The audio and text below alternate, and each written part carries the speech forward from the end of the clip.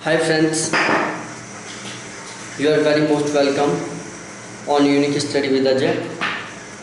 दोस्तों, यहाँ पर मैं नेट जरा फर्स्ट पेपर और ज्योग्राफी दोनों की बिल्कुल सही ढंग से सिस्टमेटिक ढंग से क्लासेस चला रखा हूँ। तो आप मेरी ये सभी क्लासेस ज्वाइन कर सकते हो, जो आपके लिए बहुत हेल्पफुल रहेंगी।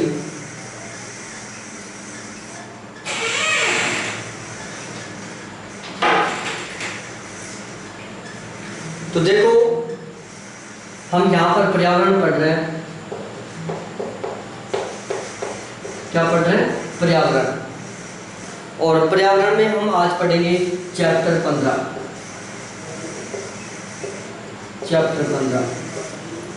पर्यावरण पढ़ रहे हैं, जिसमें हम चैप्टर 15 यहाँ पढ़ेंगे।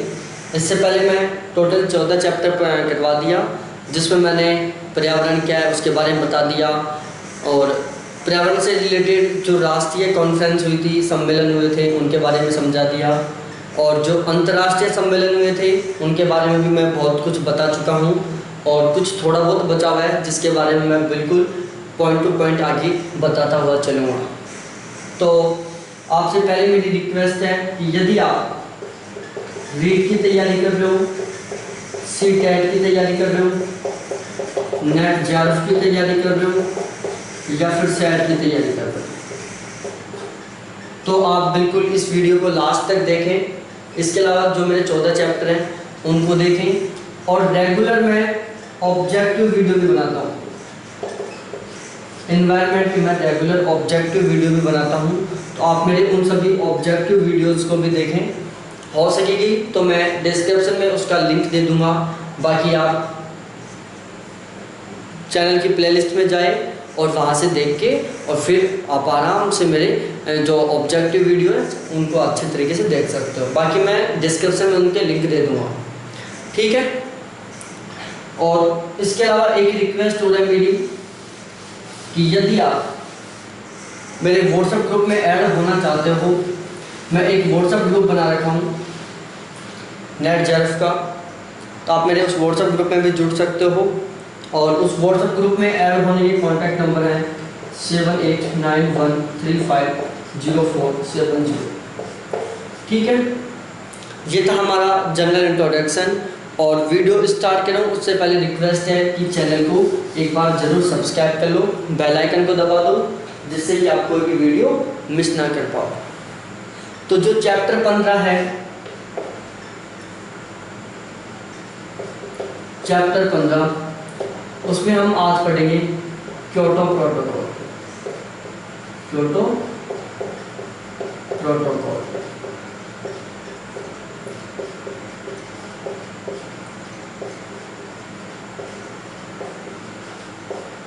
हम आज पढ़ेंगे क्योटो प्रोटोकॉल। बहुत इंपॉर्टेंट है, हर बार यहाँ से एक क्वेश्चन बनता है। बहुत इंपॉर्टेंट है क्योटो प्रोटोकॉल, इसको हम पढ़ेंगे। देखो, बिल्कुल पॉइंट टू पॉइंट चलेंगे, एक के बाद एक करते हुए। सबसे पहले हम बताते हैं कि क्योटो प्रोटोकॉल कब हुआ था। ये हुआ था 1997 में। कब हुआ था? 1997 में हुआ था क्योटो प्रोटोकॉल, जो कि COP3 में हुआ था। कब हुआ था? COP3, कॉन्फ्रेंस ऑफ पार्टीज का जो तीसरा सम्मेलन था उसमें हुआ था 1997 में, जापान के क्योटो शहर में। कहाँ पर हुआ था? जापान के क्योटो शहर में, ठीक है। इतना आपको समझ में आ गया होगा। ये क्या था? पर्यावरण बदलाव पर अंतर्राष्ट्रीय संधि थी।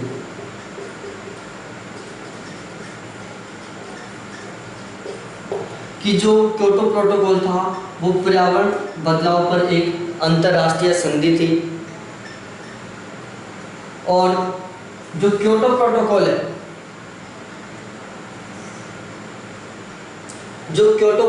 है, उसकी एक सबसे इंपॉर्टेंट बात है कि ये सामान्य लेकिन विभेदित उत्तरदायित्व है। यह सामान्य लेकिन विभेदित उत्तरदायित्व।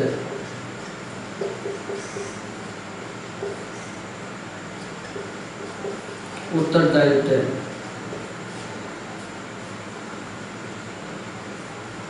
सामान्य लेकिन विभेदित उत्तरदायित्व के सिद्धांत पर आधारित है। के सिद्धांत पर आधारित है।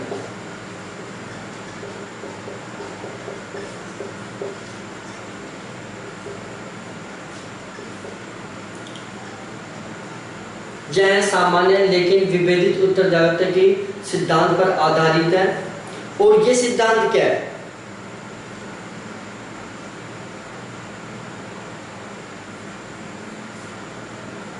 जो सामान्य लेकिन विभेदित उत्तरदायित्व का सिद्धांत क्या है? ये सिद्धांत है कि हरित गैसों के उत्सर्जन में गैसों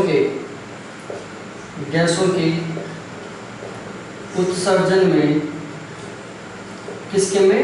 हरित गैसों के उत्सर्जन में उनको अधिक कटौती की जानी चाहिए। उनको अधिक कटौती की जानी चाहिए।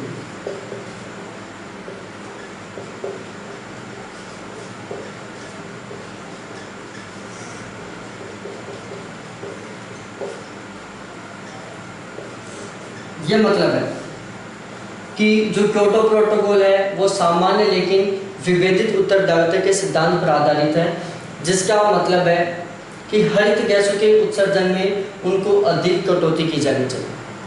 ये किसका मतलब है? सामान्य लेकिन विभेदित उत्तरदायित्व का मतलब है।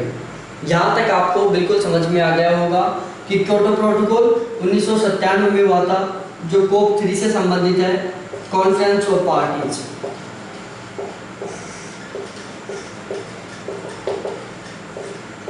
ये UNFCCC या विश्व शिखर सम्मेलन या रियो सम्मेलन से संबंधित है।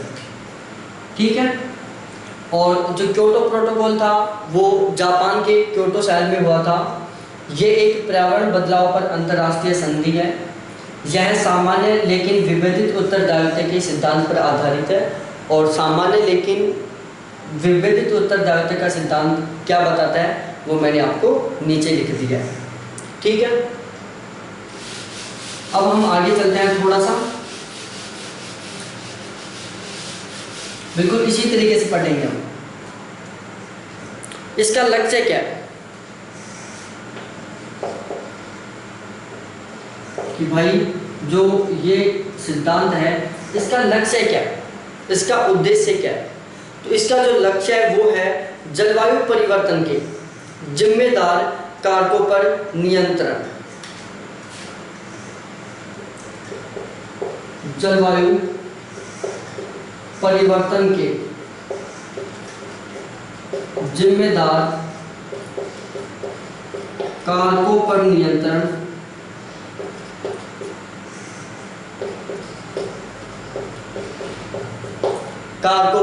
नियंत्रण, कर विश्व के पर्यावरण में गुणात्मक सुधार लाना। विश्व के पर्यावरण में गुणात्मक सुधार लाना।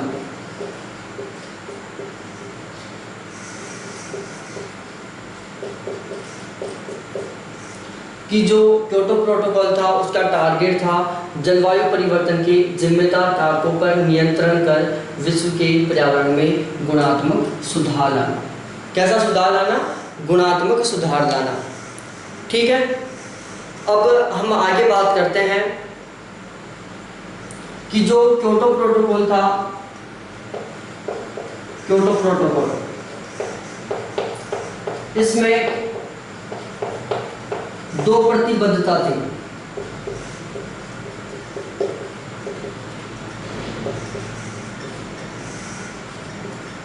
क्या थी? 2 प्रतिबद्धता थी। क्योटो प्रोटोकॉल में 2 प्रतिबद्धता थी, जिसमें जो प्रथम प्रतिबद्धता है वो क्या है? प्रथम प्रतिबद्धता क्या है कि इसमें शामिल 37 देशों से सामूहिक रूप से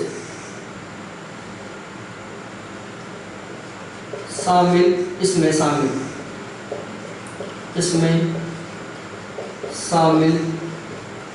37 देशों से सामूहिक रूप से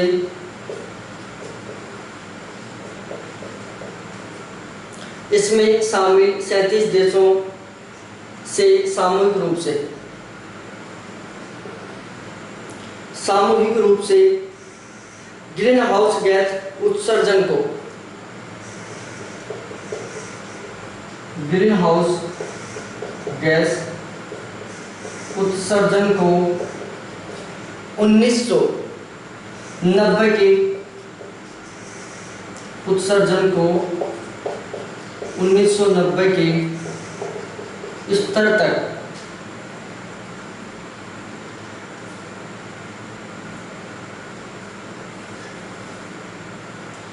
1990 के स्तर तक लाने के लिए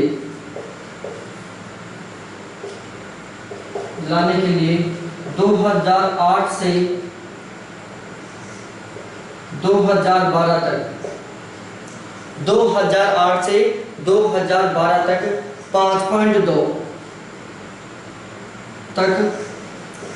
5.2% की कटौती करनी होगी।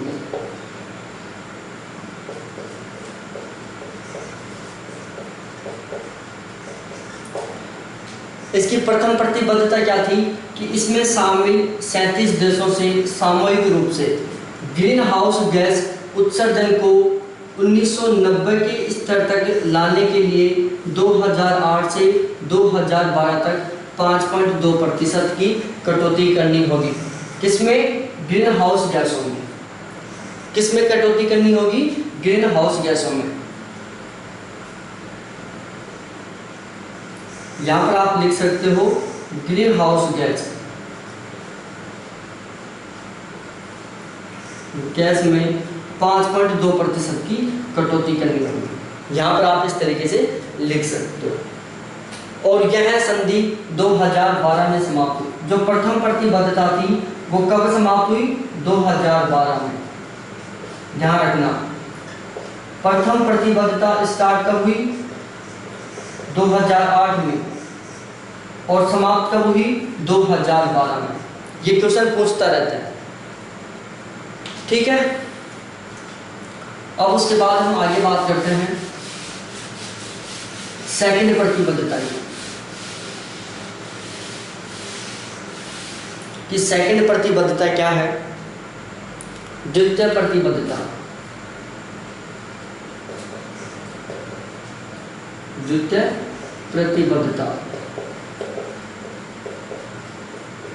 भाई लोगों की द्वितीय प्रतिबद्धता क्या है? ये प्रारंभ कब हुई? जनवरी 2013 से। कब प्रारंभ हुई? जनवरी 2013 से। और समाप्त कब हुई? दिसंबर 2020 को। कि जो द्वितीय प्रतिबद्धता थी वो प्रारंभ हुई जनवरी 2013 से और समाप्त हुई दिसंबर 2020 को।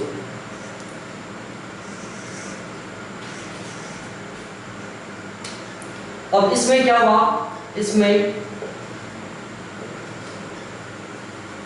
तो इसके बारे में केवल इतना ही था जो मैंने बता दिया आपको कि जो द्वितीय प्रतिबद्धता थी वो प्रारंभ हुई थी जनवरी 2013 में और समाप्त हुई दिसंबर 2013 में। अब जो क्योटो प्रोटोकॉल था, क्योटो प्रोटोकॉल में जो देश थे उनको दो भागों में विभाजित किया गया।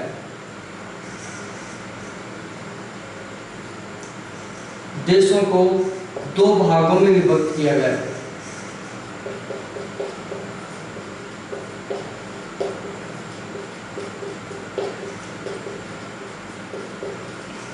क्या किया गया? क्योटो प्रोटोकॉल में देशों को दो भागों में विभक्त किया गया। सबसे पहला था एनेक्स फर्स्ट। क्या था? एनेक्स फर्स्ट, और जो एनेक्स फर्स्ट था उसमें विकसित देश शामिल थे। क्या थे? विकसित देश शामिल थे। एनेक्स फर्स्ट में विकसित देश शामिल थे और इसमें क्या किया गया था? ग्रीन हाउस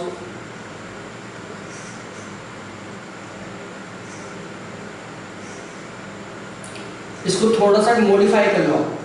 ये जो ऊपर की लाइन है कि क्योटो प्रोटोकॉल में ग्रीन हाउस गैस, यहां पर मैं लिख रहा हूं, दिख रहा होगा,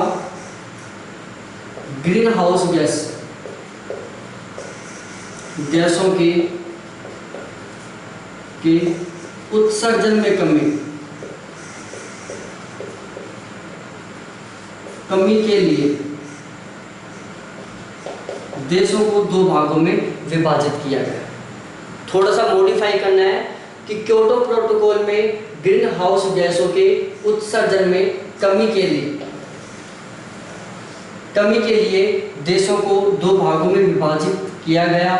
फर्स्ट था एनेक्स फर्स्ट, जिसमें विकसित देश शामिल थे। हम यहाँ पर लिखते हैं ग्रीन हाउस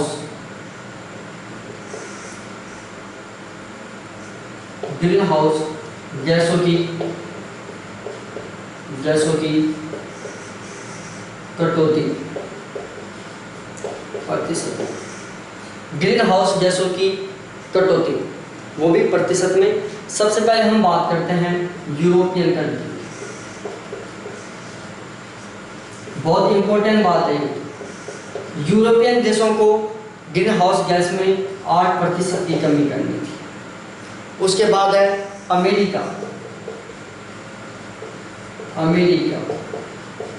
अमेरिका को 7% की कमी करनी थी। उसके बाद आता है जापान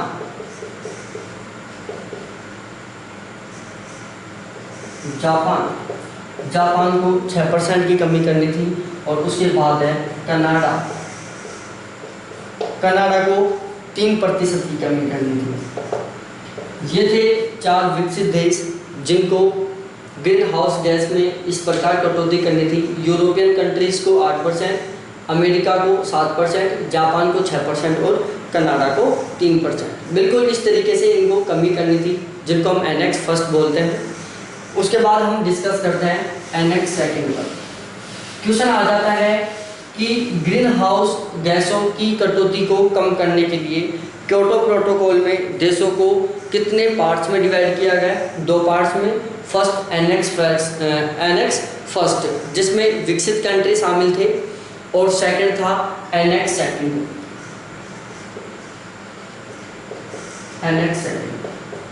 और जो एनेक्स सेकंड था उसमें टोटल 38 विकासशील देश थे।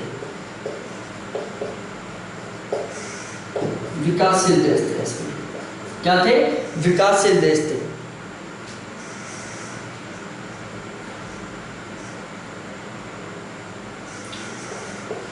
इसमें टोटल 38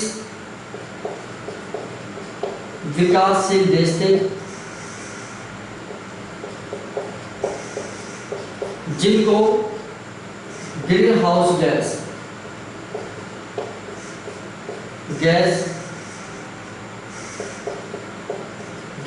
गैस उत्सर्जन को 1990 के स्तर तक लाने के लिए 2012 तक उत्सर्जन में 5.2% की कटौती करनी है।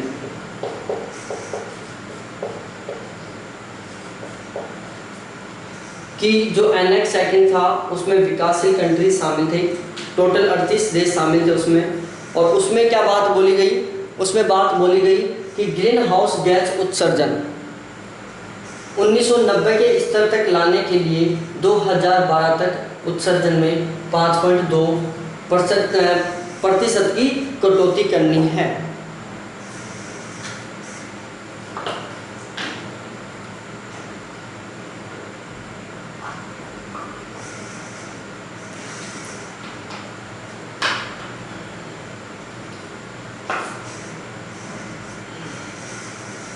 ठीक है, ये आपको एनेक्स फर्स्ट और एनेक्स सेकंड समझ में आ गए होंगे।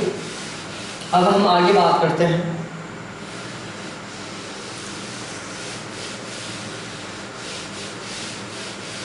थोड़ा सा आगे चलते हैं और हम बात करते हैं ग्रीन हाउस गैस की।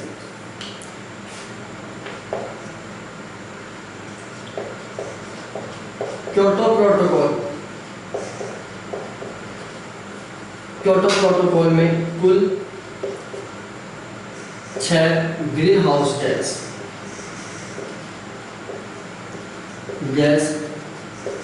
शामिल थी। ठीक है, कि क्योटो प्रोटोकॉल में कुल 6 ग्रीन हाउस गैस शामिल थी, जिसमें सबसे पहले था कार्बन डाइऑक्साइड। मैंने बहुत सी बार बता दिया, इसको कार्बन डाइऑक्साइड बोलते हैं। दूसरा है CH4, इसको मीथेन बोलते हैं। उसके बाद तीसरा है N2O, इसको नाइट्रोजन डाइऑक्साइड बोलते हैं। उसके बाद चौथा है परफ्लोरोकार्बन, और जो परफ्लोरोकार्बन है उसको PFCS बोलते हैं, PFCS बोलते हैं, परफ्लोरोकार्बन। उसके बाद पांचवा है hydrofluorocarbon.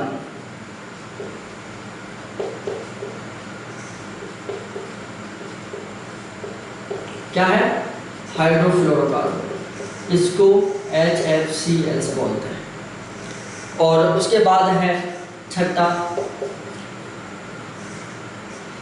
Sulphur hexafluoride, sulphur hexafluoride.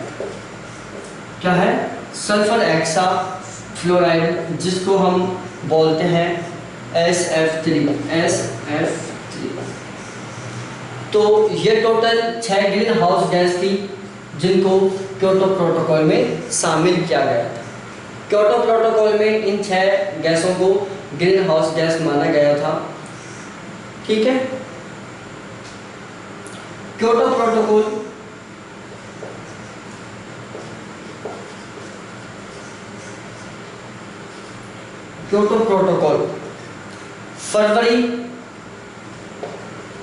फरवरी 2005 से लागू हुआ। कब से? फरवरी 2005 से। भारत में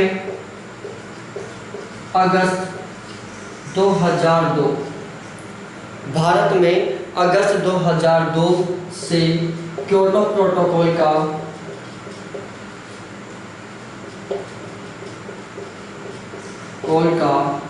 अनुमोदन किया गया।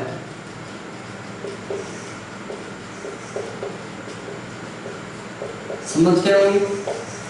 ये 2 इंपॉर्टेंट लाइन है, यहाँ पर आपको ध्यान रखना है। वैसे जो मैंने पढ़ाया है बिल्कुल सारा का सारा इंपॉर्टेंट है एग्जाम के पर्पज से, तो उसको आपको सारे को ध्यान में रखना है। लेकिन ये कुछ लाइंस थी जो भी बहुत इंपॉर्टेंट है, ये दोनों की दोनों भी। तो ये हमारा क्योटो प्रोटोकॉल का जो सामान्य इंट्रोडक्शन था, इसके जो फीचर्स थे वो सारे कंप्लीट हुए। अब क्योटो प्रोटोकॉल से संबंधित है एक शब्द, वो है कार्बन ट्रेडिंग। कार्बन ट्रेडिंग,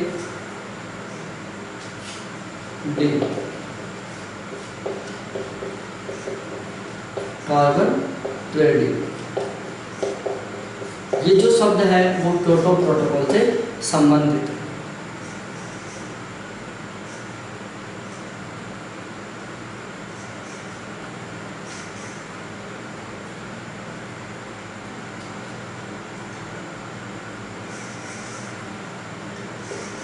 यह क्योटो प्रोटोकॉल में कार्बन उत्सर्जन को कम करने का कम करने का एक तरीका है कि जो कार्बन ट्रेडिंग है यह क्योटो प्रोटोकॉल में कार्बन उत्सर्जन को कम करने का एक तरीका है।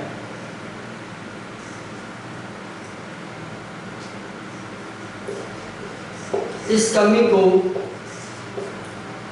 कार्बन क्रेडिट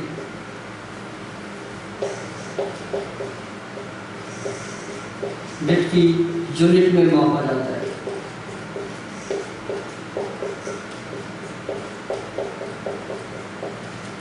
कि जो कार्बन के उत्सर्जन में जो कमी होती है उसको कार्बन क्रेडिट की यूनिट में मापा जाता है। और एक कार्बन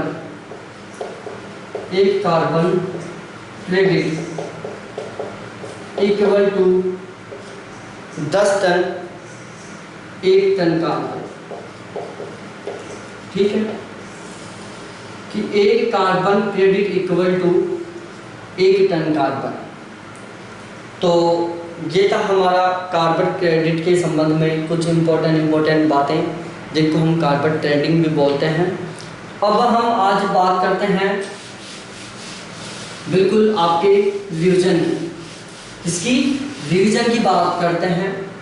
तो आप एक बार वीडियो को यहीं रोको और एक बार पीछे से वापस रिवाइज कर लो। और यदि आपने नोट्स लिख रहे हैं तो एक बार जल्दी से जल्दी ज़्यादा से ज़्यादा तेज पढ़ के और एक बार पूरे नोट्स को रिवाइज कर लो, क्योंकि अब मैं आपका इस ही वीडियो का रिवीजन करने वाला हूं। जो मैंने अभी पढ़ाया आपको क्योटो प्रोटोकॉल के बारे में, उसका मैं आपके साथ रिवीजन करने वाला हूं। और आपसे मैं क्वेश्चन पूछूंगा, आपको उसका सटासट आंसर देना है। तो हम स्टार्ट करते हैं question number first. Kyoto protocol, बिल्कुल जल्दी से जल्दी आंसर देना है। क्योटो प्रोटोकॉल कब आया था, जल्दी बताओ। क्योटो प्रोटोकॉल का अस्तित्व कब हुआ था? 1997 में। कौन सी कॉन्फ्रेंस पार्टी से? कॉन्फ्रेंस पार्टीज 3 से। कौन से शहर में हुआ था? क्योटो में, जो कहां पर है? जापान में। ठीक है। उसके बाद क्योटो क्या है? पर्यावरण पर अंतरराष्ट्रीय संधि है। चलो बताओ इसका उद्देश्य क्या है, लक्ष्य क्या है, टारगेट क्या है इसका? क्योटो प्रोटोकॉल का लक्ष्य क्या है, टारगेट क्या है, उद्देश्य क्या है इसका? जल्दी आंख बंद करो और एनालिसिस करो कि इसका उद्देश्य क्या है। कि सर ने क्योटो प्रोटोकॉल का उद्देश्य क्या बताया था, एनालिसिस करो, जल्दी से जल्दी करो। तो इसका जो लक्ष्य है वो है जलवायु परिवर्तन के जिम्मेदार कारकों पर नियंत्रण कर विश्व के पर्यावरण में गुणात्मक सुधार करना। क्या है? जलवायु परिवर्तन के जिम्मेदार कारकों पर नियंत्रण कर विश्व के पर्यावरण में गुणात्मक सुधार लाना। और ध्यान रखना, क्योटो प्रोटोकॉल एक कानूनी बाध्यकारी समझौता है। ठीक है। क्योटो प्रोटोकॉल क्या है? एक कानूनी बाध्यकारी समझौता है। नेक्स्ट क्वेश्चन, निम्नलिखित में से कौन सा प्रोटोकॉल सामान्य लेकिन विभेदित उत्तरदायित्व के सिद्धांत पर आधारित है? कौन सा प्रोटोकॉल सामान्य लेकिन विभेदित उत्तरदायित्व के सिद्धांत पर आधारित है? आंख बंद करके एनालिसिस करो। क्योटो प्रोटोकॉल कौन सा है? क्योटो प्रोटोकॉल है जो सामान्य लेकिन विभेदित उत्तरदायित्व के सिद्धांत पर आधारित है। नेक्स्ट क्वेश्चन, क्योटो प्रोटोकॉल में कितनी प्रतिबद्धताएं थी? 2। कितने थी? क्योटो प्रोटोकॉल में 2 प्रतिबद्धताएं थी। जो प्रथम प्रतिबद्धता थी वो 2005 में शुरू हुई थी, 2012 में खत्म हुई थी। 2008 में शुरू हुई थी। प्रथम प्रतिबद्धता शुरू कब हुई थी? 2008 में। समाप्त कब हुई? 2012 में। प्रथम प्रतिबद्धता क्या थी बताओ? क्योटो प्रोटोकॉल की प्रथम प्रतिबद्धता क्या थी? जल्दी से जल्दी क्वेश्चन का आंसर एनालिसिस करो, कम से कम टाइम दो क्वेश्चन बोलते तुरंत आंसर दो। तो इसकी प्रतिबद्धता थी कि इसमें शामिल 38 देशों के समूह को सामूहिक रूप से ग्रीन हाउस गैस के उत्सर्जन में 2008 से लेकर 2012 तक 5.2% की कमी करनी है और उसको 1990 के स्तर तक लाना है। कहाँ तक लाना है? 1990 के स्तर तक। तो यहाँ से एक क्वेश्चन बन रहा है कि क्योटो प्रोटोकॉल का कार्बन उत्सर्जन को कम करके कौन से वर्ष तक लाने का उद्देश्य था?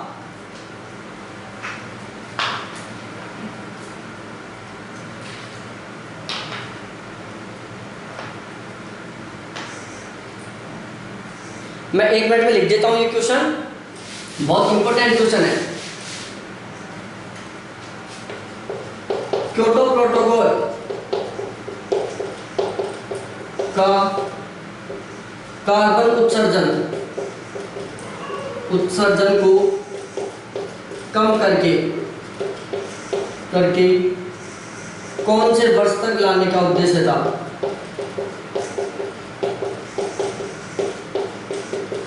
बताओ, समझ में आ गया होगा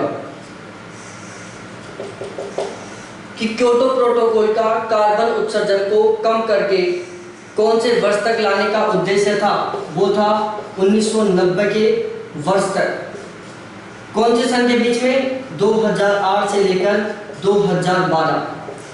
इन 4 वर्षों में इसको कम करके 1990 के स्तर तक लाना था और इन 4 वर्षों में कम करके 1990 तक के स्तर तक लाने के लिए उसे कटौती करनी थी 5.2% की।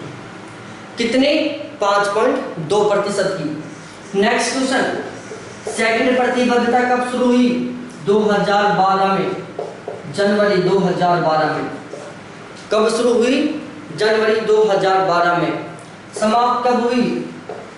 दिसंबर 2013 में शुरू हुई थी। जो सेकंड प्रतिबद्धता थी वो जनवरी 2013 में शुरू हुई थी और दिसंबर 2020 में समाप्त हुई थी। ठीक है। नेक्स्ट क्वेश्चन, बिल्कुल फटाक से आंसर देना है कि भाई लोगों, क्योटो प्रोटोकॉल के अकॉर्डिंग यूरोपियन देशों को कार्बन ग्रीन हाउस गैसों के उत्सर्जन में कितना प्रतिशत की कमी करने की आवश्यकता थी? 8% की। अमेरिकन देशों को क्योटो प्रोटोकॉल के अंतर्गत ग्रीन हाउस गैसों के उत्सर्जन में कितने प्रतिशत की कमी करने की आवश्यकता थी? 7%। जापान को कितने प्रतिशत ग्रीन हाउस गैसों के उत्सर्जन में कमी की आवश्यकता थी? 6%। और कनाडा को बताओ, कनाडा को कितना % कम करने की आवश्यकता थी? 3%। जो एनेक्स सेकंड था उसमें कितने कंट्रीज शामिल थे?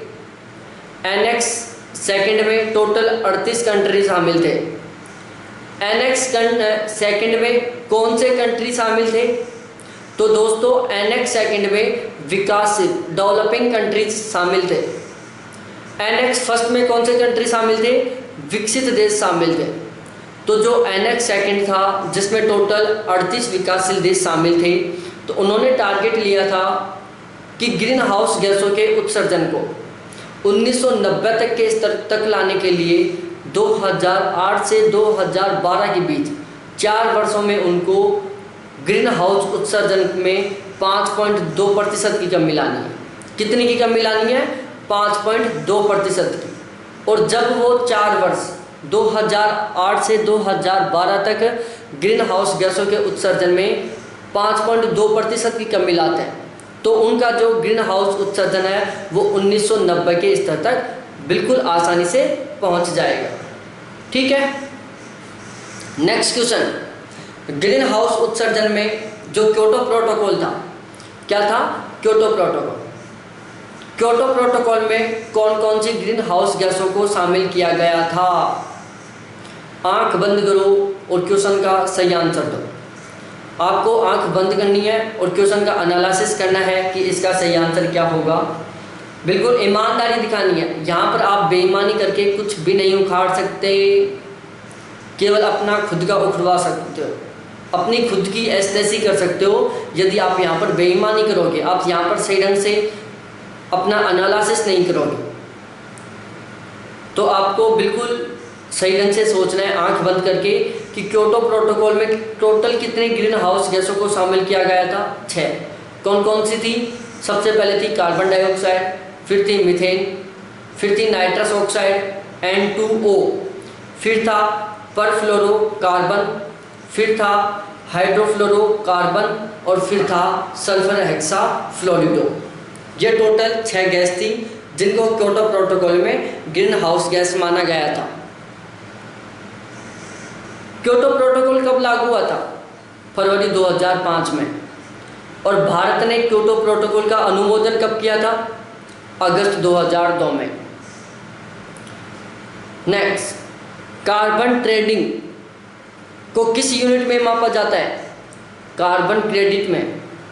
जो कार्बन ट्रेडिंग है उसको कार्बन क्रेडिट की यूनिट में मापा जाता है। और एक कार्बन क्रेडिट के बराबर कितना टन कार्बन होता है? 1 टन कार्बन। जो एक कार्बन क्रेडिट है उसमें 1 टन कार्बन के बराबर होता है। तो दोस्तों, ये था हमारा आज का कंप्लीट वीडियो जिसमें मैंने आपको एनालिसिस भी करा दिया, रिवीजन भी करवा दिया। आपसे रिक्वेस्ट है कि 1-2 सम्मेलन और बचे हुए हैं, जैसे पेरिस कॉन्फ्रेंस है और मॉन्ट्रियल प्रोटोकॉल है, वियना प्रोटोकॉल है, जो इम्पोर्टेंट है बहुत, वो मैं नेक्स्ट वीडियो में कंप्लीट करवा दूंगा आपको। इसके अलावा कार्बन सिंक है,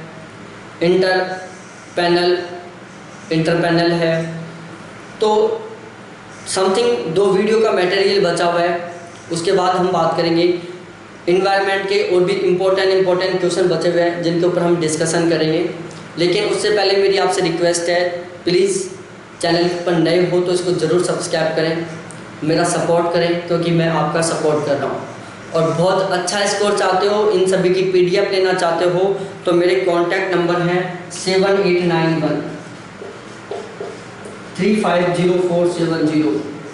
इन कॉन्टैक्ट नंबर से आप मेरे से कॉन्टैक्ट कर सकते हो, इनकी PDF भी ले सकते हो। मेरा एक व्हाट्सएप ग्रुप है, क्या है? एक व्हाट्सएप ग्रुप है 7891350470। ये व्हाट्सएप ग्रुप नेट JRF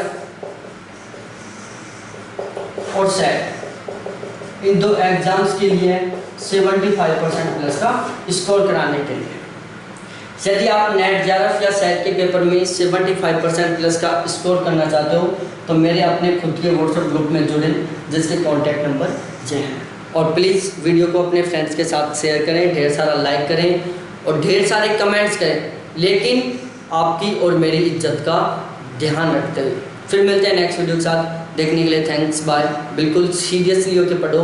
अब की बार JRF लेना है, अब की बार JRF लेना है, किसी भी हाल में नहीं छोड़ना है। अपने खोपड़े में कीड़ा चलाना है। क्या करना है? एक कीड़ा चलाना है, और वो कीड़ा ये है कि अब की बार JRF लेना है। जब तक आपका एग्ज़ाम हो तब तक आपके माइंड में केवल एक शब्द होना चाहिए, JRF। मेरे को JRF चाहिए, अब की बार हर हाल में JRF चाहिए। मैं नेट से खुश होने वाला नहीं हूँ, नेट लेकर मैं रुकूंगा नहीं, मैं नेट के लिए तैयारी नहीं कर रहा, क्योंकि मेरे को JRF चाहिए। आपको ये कीड़ा चलाना है अपने दिमाग में, और एक बार जब आपके दिमाग में ये कीड़ा चल जाएगा कि मेरे को JRF लेना है, आप अपने आप पढ़ोगे, बहुत पढ़ोगे आप। और ध्यान रखो, आप यदि आप 2 महीने खींच के मेहनत कर लोगे, ज़बरदस्त तरीके से मेहनत कर लोगे, पूरी लाइफ बहुत खुशी से निकलेगी, बहुत खुशी से। आपके पास कई करोड़ रुपए आएंगे, क्योंकि 25 करोड़ तो आपको डायरेक्ट PhD से, 25 लाख तो आपको डायरेक्ट PhD से मिलेंगे। कितने? 25 लाख 5 साल में मिलेंगे आपको। इसके अलावा आप कम से कम 25 लाख अदर सेक्टर से भी कमा सकते हो। आप 5 साल में टोटल 50 लाख कमा सकते हो। आपकी लाइफ बहुत गजब तरीके से सेट हो जाएगी, आपकी रेपुटेशन बढ़ जाएगी, आपकी इज्जत बढ़ जाएगी, आपको खुद को बहुत खुशी होगी यदि आपका JRF हो जाएगा।